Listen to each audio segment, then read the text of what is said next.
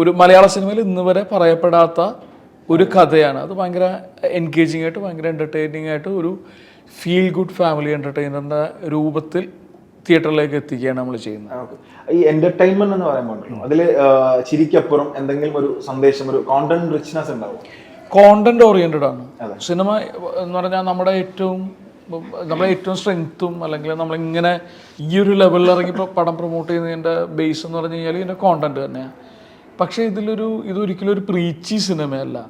Cinema ഇപ്പോൾ നിങ്ങൾക്ക് എന്തും പറയാം, പക്ഷേ നമ്മളത് പ്രോപ്പറായിട്ട് അത് മറ്റേ അത് ഏത് ആർട്ട് ഫോം ആയിക്കോട്ടെ, പക്ഷേ നമ്മൾ എൻഗേജ് ചെയ്യുക എന്നുള്ളത് ഭയങ്കര ബേസിക് സാധനമുണ്ട്. അപ്പോൾ ആ ഒരു പരിപാടി നമ്മൾ ഉറപ്പുവരുത്തിയിട്ടുണ്ട്. ഒരാളെ ഒരു തരത്തിലും മുഷിപ്പിക്കാതെ അയാളെ രസിപ്പിച്ചുകൊണ്ട് നിങ്ങൾ കാണാത്ത രസകരമായിട്ടുള്ള ഒരു കഥ പറയുക. അത് ഈ ഒരുപാട് അട്ടഹാസങ്ങൾ ഈ സിനിമയിൽ ഉണ്ടാവുമെന്ന് എനിക്ക് അറിഞ്ഞുകൂടാ. സിനിമയിൽ കോമഡി ഉണ്ട്, പക്ഷേ സിനിമ തുടങ്ങുന്ന പോലെ അവസാനം വരെ നമുക്ക് ചിരിച്ച് കണ്ടിരിക്കാൻ പറ്റും.